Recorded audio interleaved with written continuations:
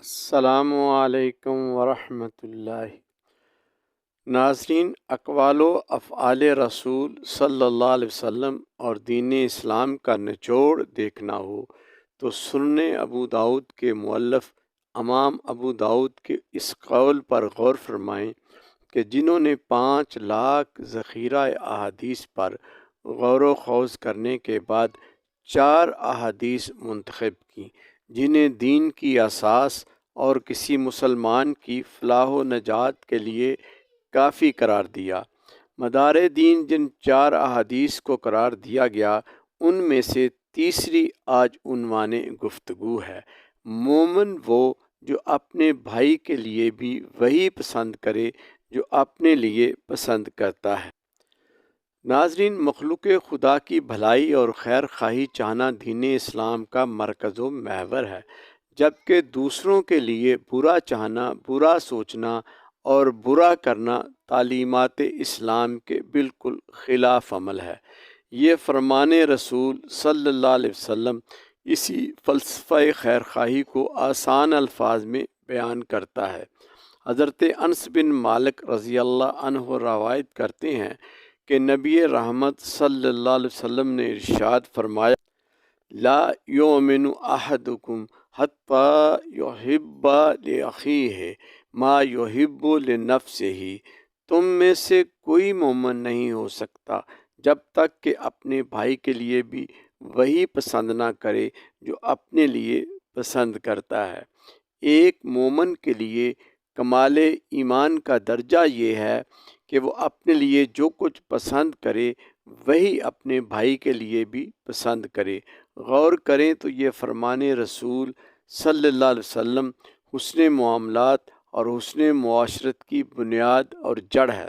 اس فرمان رسالت مآب میں دوسروں کے لیے ایثار، قربانی، محبت، اخوت، تواضع، امداد باہمی، ایک دوسرے کے کام آنے اور دوسرے کے ساتھ اچھا سلوک کرنے کی آسن ترکیب دی جا رہی ہے۔ دین اسلام نے ایک مسلمان کے دوسرے مسلمان پر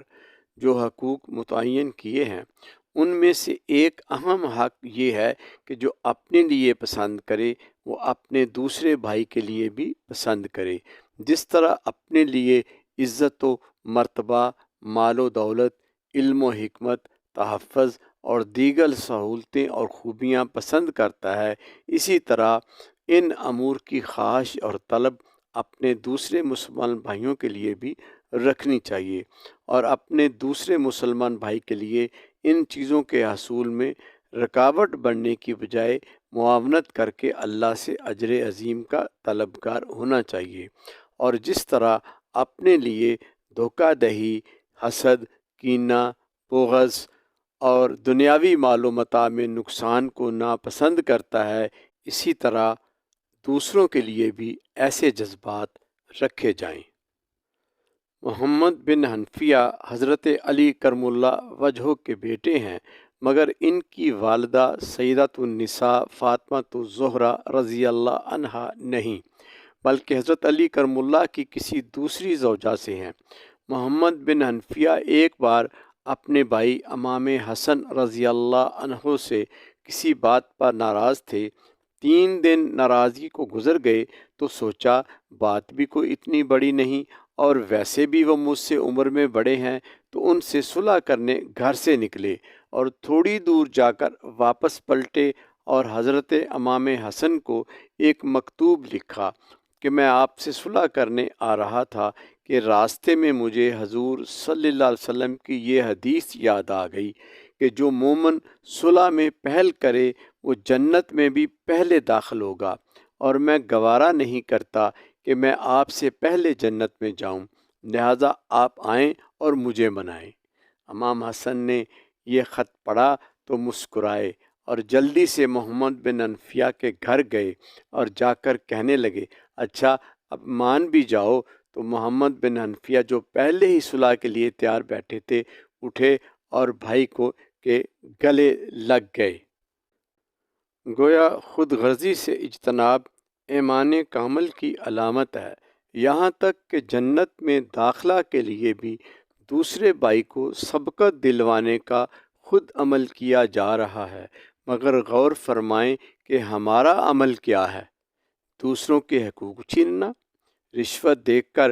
میرٹ کے بغیر نوکری یا کوئی بھی ذاتی مفاد حاصل کرنا اور حقدار کو محروم کر دینا، لوکل مال پر امپورٹڈ برانڈ کا مونوگرام لگا کر یا ملاوٹ شدہ اشیاء فروخت کرنا اور یوں ناجائز کمائی اکٹھا کر کے گناہ کبیرہ کے مرتکب ہونا۔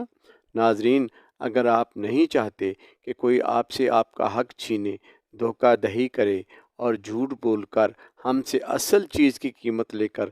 2 نمبر مال دے، تو پھر آپ دوسروں کے ساتھ ایسا عمل کیوں کرتے ہیں اور پھر مومن ہونے کا دعویٰ بھی کرتے ہیں، جبکہ نبی مکرم نے اعلان فرما دیا ہے کہ تم میں سے کوئی مومن نہیں ہو سکتا جب تک کہ اپنے بھائی کے لیے بھی وہی پسند نہ کرے جو اپنے لیے پسند کرتا ہے۔